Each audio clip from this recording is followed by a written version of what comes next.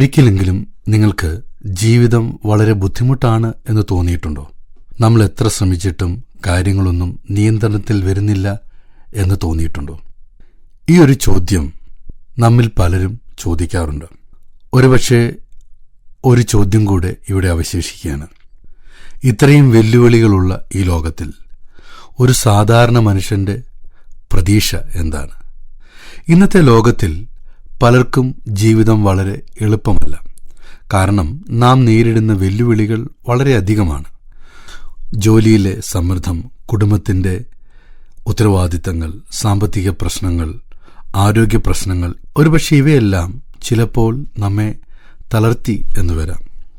ജീവിതം ചിലപ്പോഴൊരു യാത്ര പോലെയാണ്.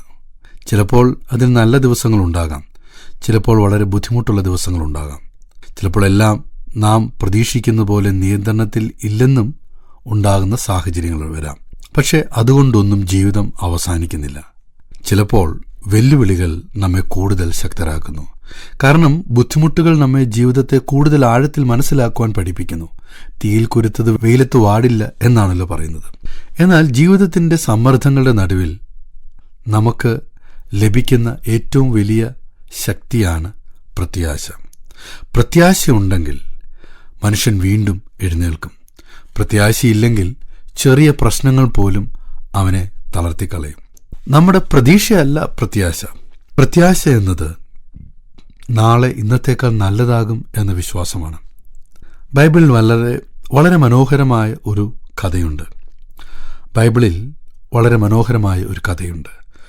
ഒരു ചെറുപ്പക്കാരൻ വലിയ യോദ്ധാവിനെ നേരിട്ട കഥ. ദാവീദിന്റെയും ഗോലിയാത്തിന്റെയും കഥ. ഗോലിയാത്ത് വളരെ വലിയ യോദ്ധാവായിരുന്നു. എല്ലാവരും അവനെ കണ്ടപ്പോൾ പേടിച്ചു. പക്ഷെ ദാവീദ് ഒരു ചെറിയ ബാലനായിരുന്നു.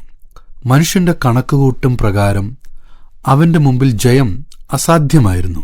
എന്നാൽ ദാവീദ് ഒരു കാര്യം വിശ്വസിച്ചു.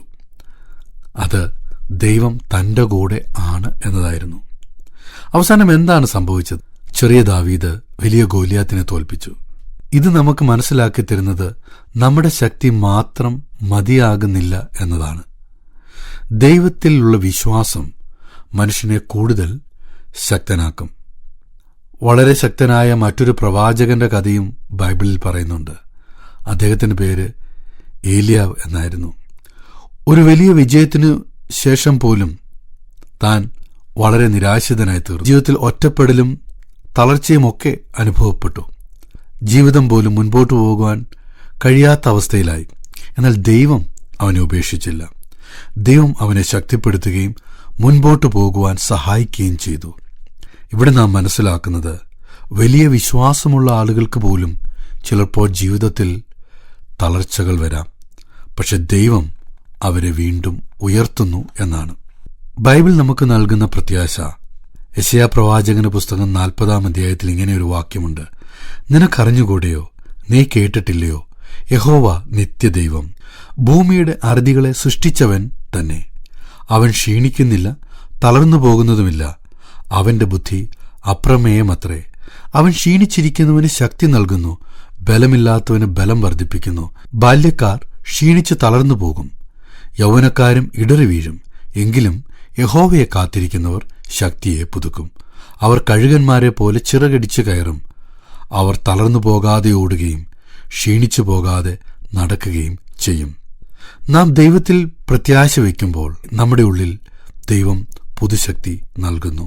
യേശു കർത്താവ് പറഞ്ഞ വാക്കുകൾ ഇതാണ്: ലോകത്തിൽ നിങ്ങൾക്ക് കഷ്ടങ്ങളുണ്ട്, എങ്കിലും ധൈര്യപ്പെടുവീൻ, ഞാൻ ലോകത്തെ ജയിച്ചിരിക്കുന്നു. വെല്ലുവിളികളുണ്ടാകാം, പരിമിതികളുണ്ടാകാം. പക്ഷേ പ്രത്യാശയും വിശ്വാസവും ഉണ്ടെങ്കിൽ ഏതൊരു സാധാരണ മനുഷ്യനും ജയത്തോടെ മുൻപോട്ട് പോകുവാൻ കഴിയും. ഞങ്ങളെ വിളിക്കുവാൻ ആഗ്രഹിക്കുന്നുവെങ്കിൽ 0988-22-1957 എന്ന നമ്പർ ഉപയോഗിക്കുക. എല്ലാ ബുധനാഴ്ചകളിലും വെള്ളിയാഴ്ചയും രാവിലെ 11 മുതൽ 12 മണി വരെയുള്ള സമയം ഞങ്ങൾ നിങ്ങൾക്കായി പ്രാർത്ഥിക്കുന്നു. പ്രാർത്ഥനയ്ക്കായി വിളിക്കേണ്ട ഫോൺ നമ്പർ 079960010203.